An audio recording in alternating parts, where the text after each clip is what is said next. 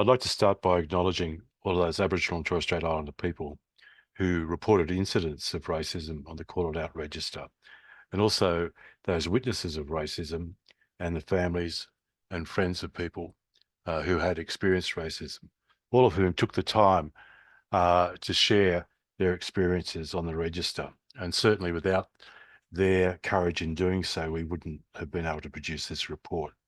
And we want to assure people that irrespective of whether we've referenced specifically their registration, we've read and heard all of the reports that were made. So the register itself is an independent Indigenous controlled platform, which is quite distinct from traditional complaints and legal processes. It's distinct because it allows those who directly experienced racism, as well as friends and relatives and witnesses, to also report racism, and it allows them to do so in their own words. So the register provides a unique archive and resource for First Nations people in Australia. What we hope to achieve by setting up the register and producing these reports is to be able to provide communities with a tool for advocacy against racism. We want to be able to raise awareness and educate the wider community in relation to racism. And we also want to provide information and resources to support law and policy reform. The inspiration for Call It Out came from the fact that there's never been a national register of racism against First Nations people in Australia, and there was clearly a need to establish one. And particularly given that other groups, both Jewish and Muslim communities in Australia, have had racism registers for some time. We're also inspired by the 1960s Freedom Ride that used the collection of data around racism to bring about and invigorate change. So the register itself, the report's based on 497 validated reports of racism over a 12-month period between March 2022 and March 2023. Just on half the reports were made by the person who directly experienced racism, while the remainder were made by witnesses of racism or the friends or relatives of the person who had experienced racism. It's important to remember that the 497 registrations is not a simple count of racist incidents, because many of the registrations contained multiple incidents of racism that had been experienced or witnessed, sometimes occurring over many years and indeed across generations. And they also include multiple victims. Any one registration might have a number of victims, and this is particularly the case where children witness racism against their parents. So it's not a count of the actual incidents that are reported, but a count of the number of registrations that we find on Call It Out. So what was reported? Well, the most frequently reported types of racism were stereotyping, discrimination, bullying, and institutional racism, which accounted for 57% of the registrations. Aggressively racist behaviour was also evident. Taken together, physical and verbal abuse, hate speech, threats, intimidation, bullying, damage to property comprised about 35% of the reports.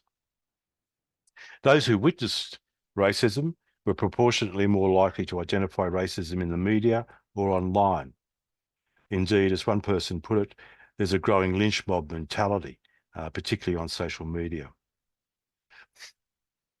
First Nations people who self-reported racism or their friends and relatives were proportionately more likely to identify in-person and institutional racism, as well as aggressive racist behaviour. Across all the reports, workplace racism was the single most reported place for the occurrence of racism, constituting about 17% of reports, followed by racism in commercial locations. For First Nations people who directly experienced racism, that is, who made their self-reports, the workplace was the location for nearly 1 in 4 reported incidents, and women were proportionately more likely to self-report racism in the workplace than men. Other locations of racism included private places, police, courts, and prison locations, schools, hospitals, public transport, and other government institutions and service providers. In relation to the perpetrators, Employees and employers combined comprised 28% of identified perpetrators.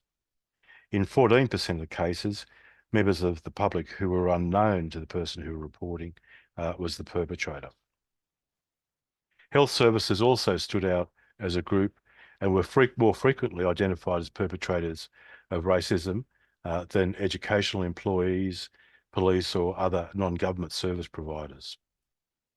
Women and men were almost equally identified as perpetrators. In terms of the impact, the victims of racism were more likely to be women than men, 52% compared to 32%.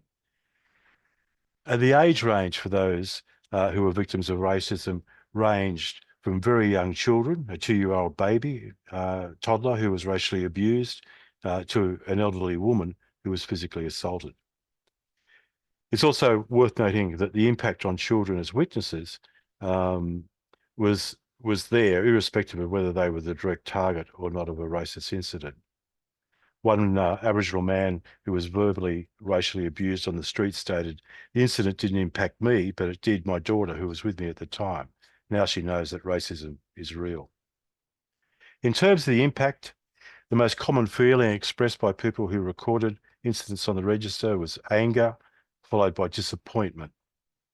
There was also a profound sadness in many of the reports that were there. For instance, the mother of the 2-year-old who was racially abused recalled feeling that it broke her heart. It broke my heart.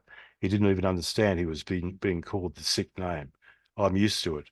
I got called it in primary school and ever since. The impact of racism also provided a motivation for change.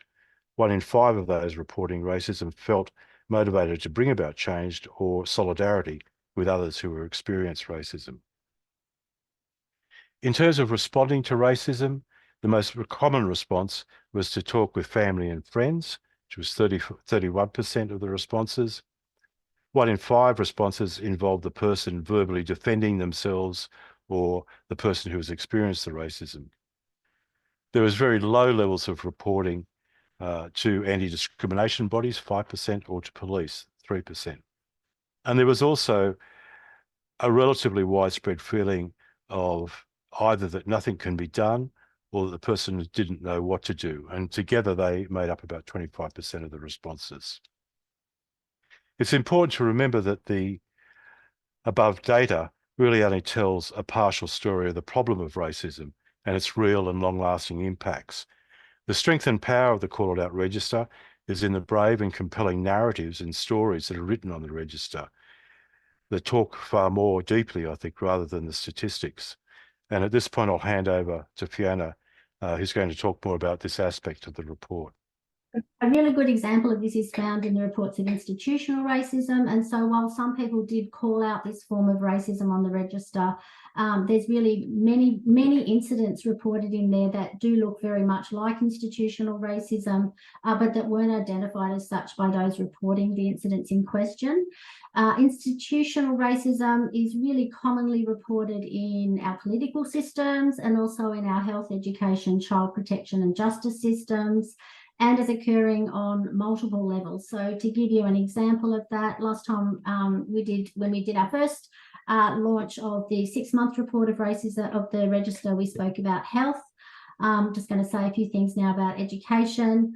So in the reports of education, there were incidents that involved student-to-student racism, teacher-to-student racism, Aboriginal teachers and other staff being targeted in an educational setting, and then educational institutions responding poorly to student or staff reports of racism, including where, for example, they have a reconciliation action plan in place. So that just demonstrates some of the layers of the incidents in question.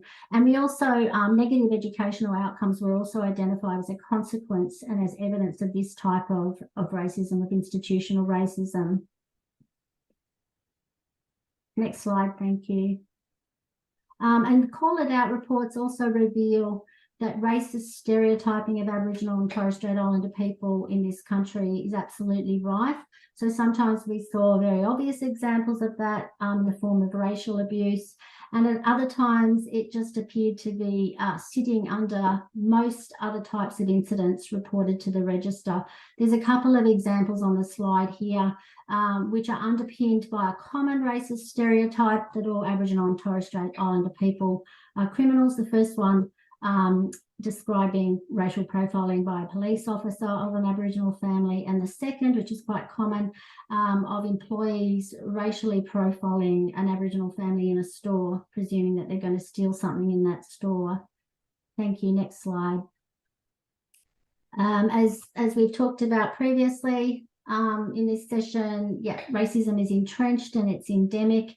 It's occurring in all types of locations and is identified as a constancy in daily life. And there's a couple of examples here that we've shared that also indicate, as Chris was saying, its occurrence across multiple generations. So he spoke about a young child of 2 years old being targeted, and what we have here is a mother watching her young child being targeted in the same way that she was when she was at school, and how that affected her. And the second from a lady who had her children removed, who also identifies as a descendant of stolen generations, and she pinpoints that link between generations through intergenerational trauma. Reports to the register, though, also identify denial of historic racism like stolen generations policy and its present-day connections as a further form of racism. And that last quote is just an indication of the kinds of things people might say about these links. Sometimes racism, as this last incident suggests, renders Aboriginal and Torres Strait Islander people, their culture and their experiences of racism invisible. There's multiple reports on the register of Aboriginal people avoiding places, for example, where they've experienced racism, or feeling unsafe or uncertain about openly identifying their cultural heritage. Conversely, or alternatively, racism in effect spotlights Aboriginal people in negative ways with negative outcomes through hate speech, physical aggression, and those last examples that we provided on racial profiling as over surveillance. Next slide, thank you. Really importantly too, some of the data we've been collecting points to the fact that same treatment can be racist, and that substantive equality requires recognition of cultural and other difference. There were quite a high number of reports identifying non-recognition of cultural rights and a lack of cultural safety as racism in this context. This was really apparent in workplace settings, where reports identified, for example, employers separating Aboriginal staff from one another, including after a report of racism, or devaluing cultural expertise. And the reports also made really clear that there is very little understanding of cultural safety as well. Next slide, thanks. Just returning to the data on the impacts that Chris has already talked through, there's obviously really huge health, wellbeing and other impacts of racism for Aboriginal and Torres Strait Islander people, both experiencing and observing racist incidents. This includes emotional impacts, but also more practical outcomes. And there were multiple accounts of people losing their job or being excluded from school after calling racism out. And one of the impacts I thought I'd just say something about was a sense of isolation. And this arose due to the loneliness of experiences of racism and of calling it out. So there's quite a lot of reports in the register identifying that nobody spoke up in support of those targeted by racism during or after an incident, or nobody was held accountable or took responsibility for incidents. Next slide, thank you. So obviously some did call racism out, and Chris has been through some of the data on that. And sometimes there were positive impacts of that and positive outcomes. Some retaliated, as this first quote indicates, or felt like doing so. The register also, however, records the multiple barriers to calling racism out. And these include the emotional impacts of racism, which can paralyse or stall reports of racism. So racism can give rise to a fear of retaliation, which then prevents a report. The second quote here is from a mother who was with her elderly mother and her young child who was physically attacked in the street. And they ended up leaving the scene, feeling that they couldn't report the incident to police, as it says here, they felt they might be arrested for causing trouble. And this points to another really key issue in terms of the use of legal mechanisms in this area, that if our legal or justice system is seen as racist to Aboriginal people, why would they use legal mechanisms to protect themselves against racism? And as a final point, we asked questions about how to combat racism. It was very clear that multiple strategies are required and that we all have responsibility. We do need Aboriginal and Torres Strait Islander community-led strategies and actions, as well as bystander action. And obviously there's quite a lot of witness reports entered into the register. And last time, when in our previous online session, we talk about people's call for a Me Too movement against racism. So really a groundswell up from community to try to challenge this issue. Reports also identified, though, that some people are ignorantly racist, and education is required about Aboriginal culture, what historic and current day racism and its impacts look like, and about our legal and other obligations to stop racism. We also need changes within our institutions and at a government level, including greater representation in our political systems. And just wanted to finish on this note that we recognise, and it was recognised in the register, the enduring resilience and strength of Aboriginal and Torres Strait Islander people who fought for their rights to equality, land, culture and self-determination over centuries. Thanks, Fiona. I believe, well, not I believe, this is what we're doing. So now we have our guest speaker presentations, and then we'll go to a broader discussion on racism. Can I say I think the Me Too idea is a really good one. I've been flagging that in the workplace context for a long time.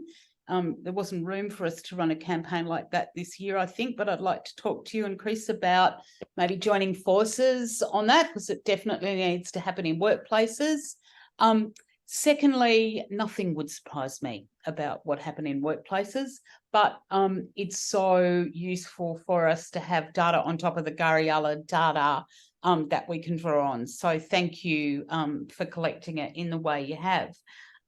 We've had an introduction from Leanne, and she's now going to present for a couple of minutes on her topic. Leanne, thank you, sis.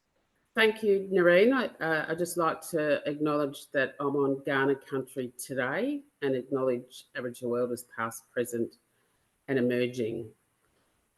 Thank you, Chris, who I've known for many years since I was a young police officer here in Saypol back in 1988, and Fiona too. So these types of reports are well overdue. It highlights to me what we've known all along. Aboriginal people experience it every day in every space, and there would not be an Aboriginal person that hasn't experienced racism. And if we chose to take on every battle, we could not be able to walk out the door and function. And the link between racism, poor self-esteem, the levels of social disadvantage, poverty, and more are all interconnected. And until that link is made in government policies, legislations, and in complaint systems, we won't have changes that we so desperately need. I have to say that I'm tired of the lazy responses that I'm seeing that tackle racism. Reconciliation action plans, yes, they're a good start, but if you ask Aboriginal people what they really want and need, I'm sure the majority of Aboriginal people would not talk about what I've seen in some RAP plans. Instead, they'd start to talk about making racism a criminal offence and not just a civil action that can be taken. People would start talking about consequences for actions and being heard and properly understood.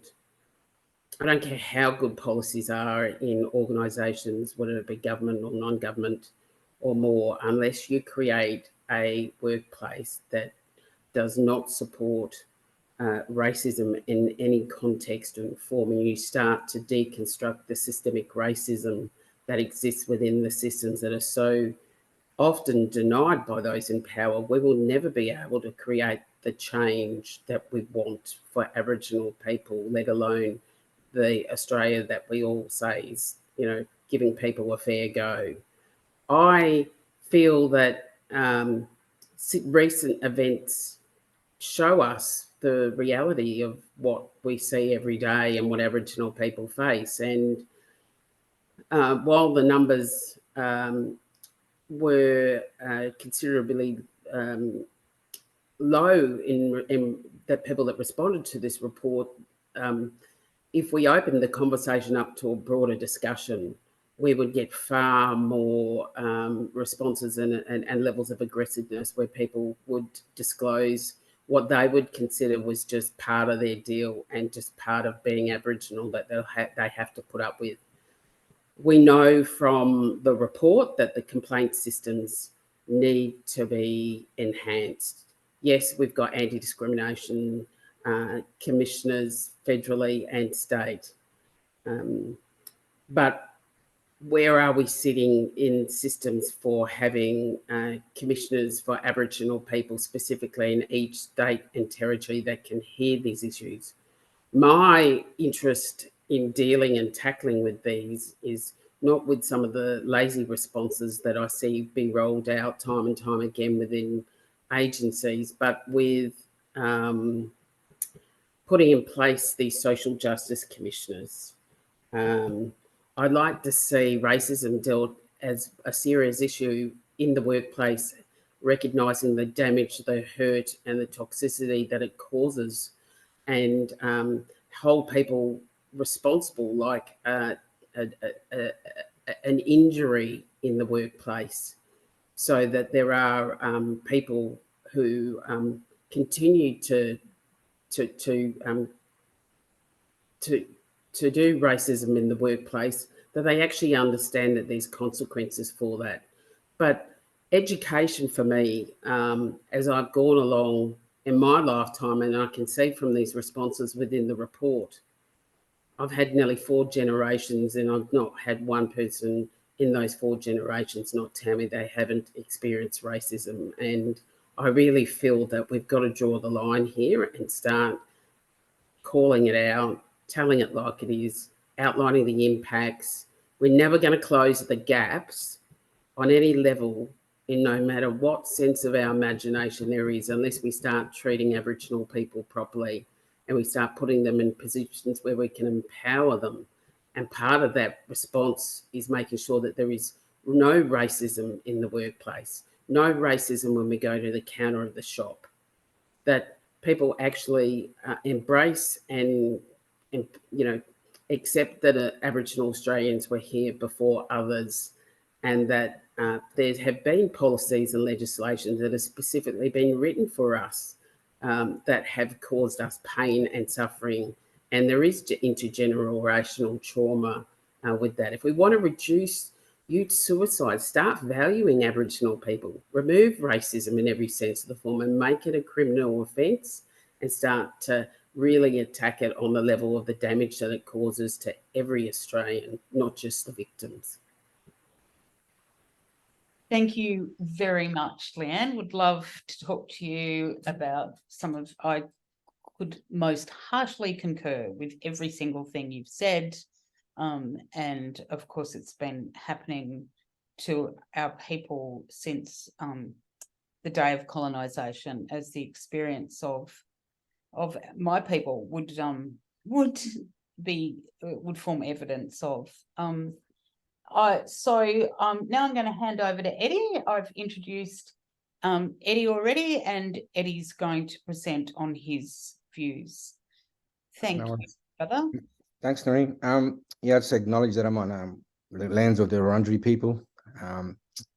And I also want to just acknowledge Leanne and others that are on today, particularly Fiona and Chris for the report, and Jumbunna's oversight has always been one that I'm always pleased to be involved with. I've written a lot about racism over the last few years. I've written about, initially on my first day as a in qualified lawyer that I was asked what court I was in and things like that.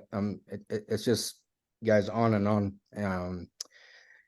And as a former anti-discrimination commissioner in the Northern Territory, most of the stuff that Chris mentioned and Fiona in regards to people not wanting to make complaints is real. I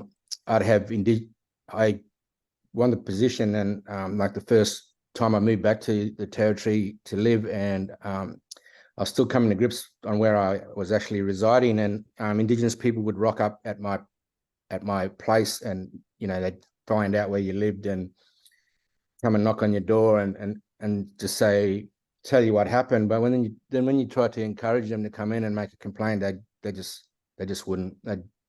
They'd said they've heard it all before, and basically tell you that the process was too difficult, and usually the other side, which usually is the government department or the police force or someone, would lawyer up, and then they'd just feel that it wasn't they able to continue on with the complaint, or there was no real access to justice because there was no any organisation willing to provide the representation for such matters, because they weren't being funded, and those are sort of the first things that legal aid and others would cut in regards to delivering service. So Indigenous people constantly in the Northern Territory and obviously elsewhere have huge issues in regards to getting that sort of service, which stifled them making a complaint and following through. We did have one or two where individual lawyers from these services would take it on as extra work for themselves, but even then it'd take 2 years to see through a real small complaint to any outcome that was suitable to the individual. And even then the reluctance for say usually it's against the police force, the reluctance by them to do anything, in like some people just wanted a basic apology, that they were so hard to get out of some of these organizations, and so people just again walked away.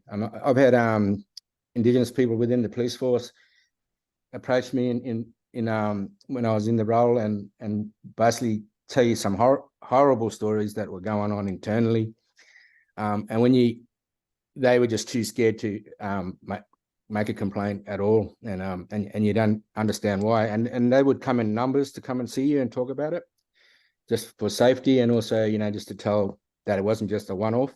So this is constantly happening in every organisation that employs Indigenous people who are a minority in these organisations.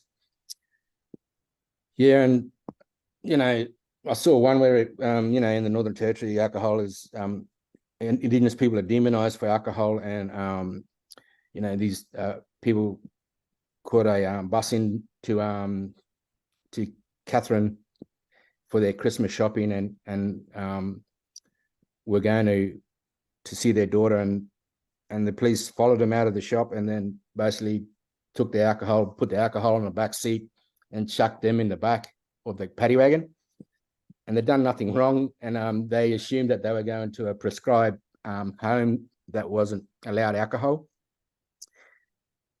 And these are the sort of things of biases and that portray Indigenous people throughout Australia. But just whilst I was in that role, those are some of the things that I witnessed and had to preside over. And you as an individual, hearing those things all the time really has an impact on you as well. So trying to talk with other legal minds and their biases, trying to keep them in check as well is a constant thing for Indigenous lawyers, as well as people that work in the justice system. More recently, I received a shared file, and in this file, I as the Associate Dean of Indigenous Programs at the Melbourne Law School, I received a 3-page document that basically wrote about me. And despite having a document, I still hasn't been found to be racist. And, you know, the investigation was done by an independent firm, obviously a non-Indigenous one. And one of the questions they were asked to look into was whether another Indigenous person outside of the law school would find that document racist. And it appears that, because I still haven't been officially told yet, that that their answer to that was no, they wouldn't find it racist. So, I mean, these are the realities of what's happening in our places. I've got lecturers telling students, you know, defaming me to students in class, and then I get, you know, we get told that they regret what they said when a student makes a complaint about them stereotyping me and you know, about me being an angry black man and all this sort of stuff. And so you know, the student's brave enough to stand up to this, but not the institution isn't. And so I worry for these students who are not in, you know, not all are Indigenous. In fact, out of the whole cohort of the Melbourne Law School, there's only about 38 Indigenous students, so there's not many, and that's a worry within itself. And so after the last 13, 14 months, with no outcome, with a hard document stating the racist, you know, things that were said about me, the reality is, why would anyone make a complaint without such evidence when it's going to be treated like that? And that's the ongoing discussion I've been having for 14 months. And it's easy to walk away, I think, Fiona and Chris, but the reality is, I think, as someone who's worked in the justice system for over 25 years, the reality is that the profession ain't going to change, and the biases that are there are started within these law schools and further back. And I think, you know, the narrative that are used in our classrooms and that by some of our academics and legal minded teachers that come in, that we're problematic, we're troublesome, and this is the language that they use in reference to our people. And so when you come to 3 years later after studying and listening to this about Indigenous people, one can only assume that you definitely have some biases towards us on top of what you already don't know about us. So that's been a real worry for someone that works in a place that prides itself on being apparently the #1 law school in the country.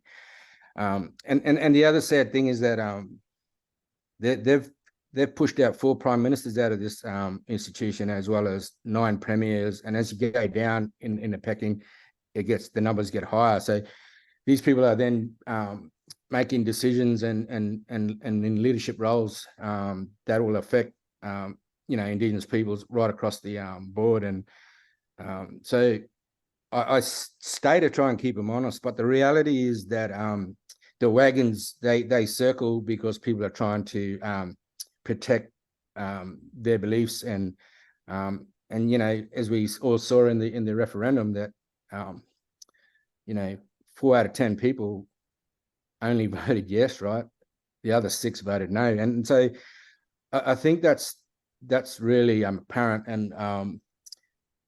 And despite students rallying, like some 300 students rallying, and for about a month, every day they put signs up saying about racism and that, and every day they got torn down, they put them back up. And so that it's loud and clear, I think, that students are calling for change, but the reality is the institution doesn't. And I think and the worry I have with such reports is where will it go, and what does it actually mean? And as Leanne pointed out, rightly so, I think all these, you know, shiny performative policies, such as the university has just rolled out its racism policy, and you just have to be you know, you have to laugh, because they're all aware of what's happening in the background, and I'm not the only one making complaints. You know, there's all sorts of things happening at these institutions, and I think the culture I'm gonna have to wind you up so Yeah, we get okay. because I was we're, just about to as finish usual, then. we've gone over time. Sorry, but we've got to Oh, have. the culture in these places is embedded strongly, and I don't think they're going to change overnight. I mean, but the report obviously will start to highlight some things, but there needs to be a lot more than that. Thank you very much, Eddie. And you might be sick of it, but it's really so valuable for you to talk about what's happened to you recently, because I think one of the issues that we encounter in this place is that there's so little deep community understanding, as to what our people undergo. And if it can happen to someone in your position, it happens to everybody. And that's very profound, I think. So thank you. Okay, I'm going to go straight to the audience questions because we have gone over time. And I've got a few here. First of all, one for Fiona and Chris about the report. I've read it, but I didn't necessarily get a chance to understand this. Is there a way to combat, from Anita Heiss. Hi, Anita. How many reports related to online and social media racism, Chris and Fiona? It's in the report. I saw it, but I couldn't say off the top of my head. Well, I know Chris is looking it up. Statistically, it was quite high, but there was a lot of conversation about it as well in the reports. And I think I can't find the table because there's a lot of tables and graphs in this report, the specific one to give the answer, but it's there in the report. But what I can say is that it was particularly identified by third-party people, so witnesses to racism were more likely to give examples of online and media racism than people who directly experience racism. They were more likely to talk about things like racism in the workplace, racism in the street, and so forth. But there is quite a lot of reports in there. Quite a lot's not a very good statistic to use, but I think it's 15%, Chris. Of media and maybe another X% of online as well. Okay. Anyway, but there were certainly many reports there. And I think the other thing I just mentioned very quickly about this, our reporting period finished in March 2023.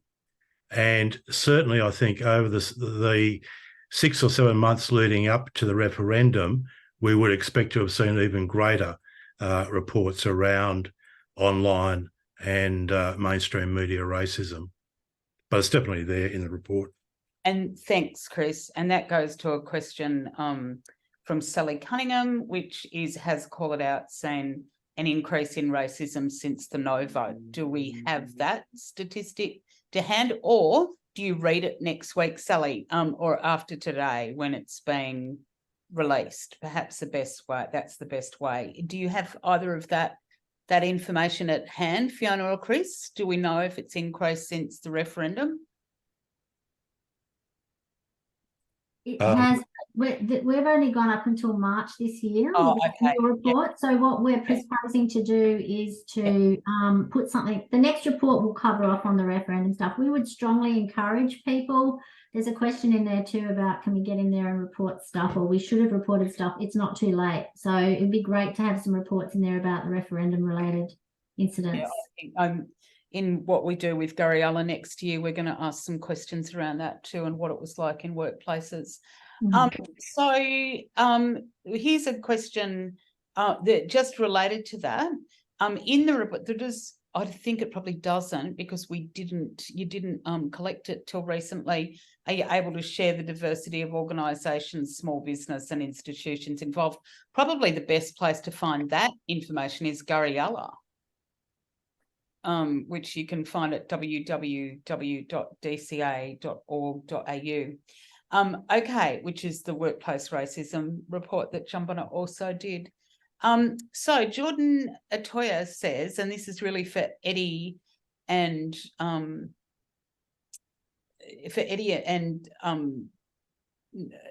okay. So is there a way to combat, and Leanne really, is there a way to combat racism through government besides political representation? Leanne? Well, I think government agencies need to start reviewing policies and legislation, both informal and formal, and see how they unfairly impact on Aboriginal people. And I'll give you an example. So how many job descriptions do we see advertised that says a deep understanding, connection of Aboriginal culture and strong relationships with Aboriginal people or organisations? Now, the amount of times that I've seen Aboriginal people then being pulled up and told that they have a conflict of interest as a result of their relationships or contacts with those Aboriginal organisations or individuals is a complete conflict to what you're actually asking for. So on one hand, people are asking and valuing that skill set, but on the other hand, the policy says otherwise. So for me, to be able to challenge those, everything needs to have an evidence-based position. You need to back them up with complaint processes that actually listen and hear the complaint, and from people who have expertise in when a racist complaint is put against an organisation, and allow that person to participate in that process. So in terms of influencing, I think these types of reports are really good because they bring the attention back to the realities of why people aren't meeting employment strategy targets, and why there aren't senior Aboriginal people in positions, and why Aboriginal people in those senior positions don't speak up about some of the causes of problems in the workplace. You need a system that supports all that, and I'm yet to find an organisation in Australia that does that well. Thank you, Leanne, which goes to a question that I'm happy to answer. Where are there examples of organisations that are doing it right and fostering anti-racist culture? I'm trying to implement these changes at work and keen to know what's worked and what hasn't, from Sally Cunningham. Again, you can go to the Gariella report at Diversity Council Australia's website, and there's 10 recommendations there. However, I'd argue that doesn't matter what's done in individual workplaces. I think what Leanne and Eddie are arguing as well is that the legal frameworks are the problem, where racism is, in my view, the problem is that it's unlawful rather than illegal, and that's a real problem. The definitions of racism aren't contemporary, and in the workplace context, the failure of the HR industry to do its job in the years since the Racial Discrimination Act was introduced and implemented in that 40 years, possibly nearly 45. That's the problem, and that's what we've got to address. I've just got a question for you, Eddie. Just very quickly, I'd like from Sally and Watson Kane, I'd like guidance on how to address institutional and overt racism by the principal and staff of my son's high school, and wants to know where to report in Victoria. That's the Vic Human Rights Commission, isn't it? Yeah? I'd say so. Yeah. That'd be the best place to go. Okay. Now, one for Eddie from Maria Giannakopoulos. How can law schools that teach and deal in colonial law be held to account for the racism that flows from this? Yeah. Eddie Cubillo, $64,000 question. Yeah, I mean it's a good question, and the reality is, despite having a High Court decision saying that the that terra nullius was a lie, and basically says that the inception of the legal system in this country is on shaky grounds, and we don't even mention or have any real critique discussions around that. And I think maybe possibly that's where we should start. I'm currently, in the role that I'm in, and obviously they're trying to do it elsewhere, is to indigenize most of the curriculum.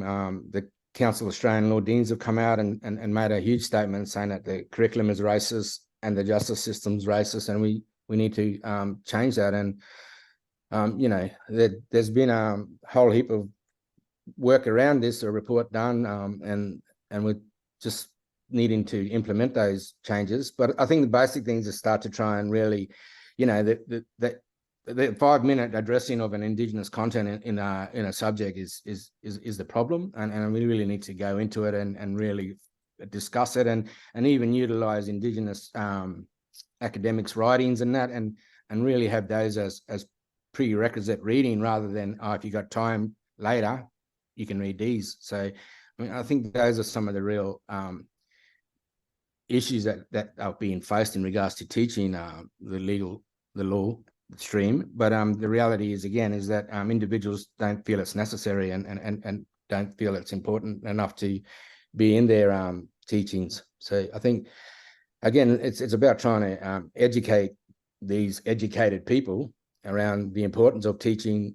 First Nations people's input into this country and our legal systems and that. So, I mean, I think the health stream does it a little bit better. I mean, they'll still argue that it's shocking over there, but the reality is, in some of their fields, they have to be accredited to work with Indigenous people, and the profession, the law profession, doesn't necessarily need that at this moment in time. They feel it's unnecessary to be an accreditation need for their practitioners. So it's something that there's discussion in Victoria about implementing accreditation for lawyers. So there's a framework being established, and hopefully that can be implemented. Right. Thanks, Eddie. I've got one more. Sorry, Nareen, can I just make a really quick comment on that? And that earlier comment about the media, I just checked the figures, and it's 23% of people experience racism through either mainstream or online media. And another quick comment back to Eddie about health services. Fiona and I didn't get a chance to talk about it, but in fact, health service employees really stood out as a group in terms of being identified as perpetrators of racism, more so than police or educational employees or other non-government service providers. So I think that was sort of another important part of this report that's worth looking at. And we've only got 1 minute before we go to the closing remarks. I'll just ask one question for someone can put their hand up to answer it. Any moves towards criminalisation of racism from Tatiana Lozano? And that's the last question, and then we'll go to the thank yous. Any moves towards criminalisation of racism? Not that I'm aware of, and I'd be pretty well across it. Eddie's shaking his head. Fiona? No, there isn't. And the question for me is, why isn't there? Yeah. Like, and with this report, what happens to it next? Like, I want it to be seen by those who create the change that we so desperately want as Aboriginal people. I don't want it to sit and, people given from the bottom of their heart these contents and stories. We need to acknowledge that the pain and suffering and continuation of pain and suffering that Aboriginal people deal with day in, day out with racism and its impact on people's lives. It's costing people's lives when racism rears its head every day. That's why we're the most disadvantaged, people in the world, if not Australia. And we've got to turn our eye to that and recognise its connection. We can't pretend it doesn't have a link. Perfect way to finish, sis. That's exactly, you've completely nailed it. It affects every aspect of the lives of every Aboriginal and Torres Strait Islander person in this country. So I'm going to hand over to Chris and Fiona in a minute. But thank you, everybody who spoke today. Thank you to those who attended. My apologies for us not being able to get to every question, which we absolutely didn't. But you can't do everything on every webinar, I'm afraid. And I'm just going to hand over to Chris and Fiona for thank yous. Thanks to the panellists. Thanks, Nareen, for chairing. So thank you. We also want to thank Kirsten Gray, who did the artwork for the cover. For anyone who has actually seen the report, it's really a spectacular piece of artwork that's on the cover. Thanks to Kirsten for that. Thanks for everyone that's online today. Thank you for joining, showing up. And as we say in the report, on many occasions, calling out racism is everyone's responsibility.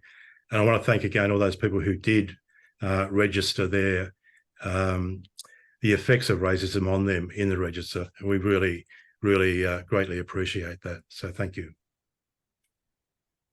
Okay, it's 2:00, so time for us to go. Thanks again to everybody, to Jumbunna, as always, to the National Justice Project, and primarily to Chris and Fiona, who facilitated this. And hopefully, I'm going to email everyone and say we need to get together and have a next steps discussion. And thank you everyone again for coming today. Yanu. Thank you so much.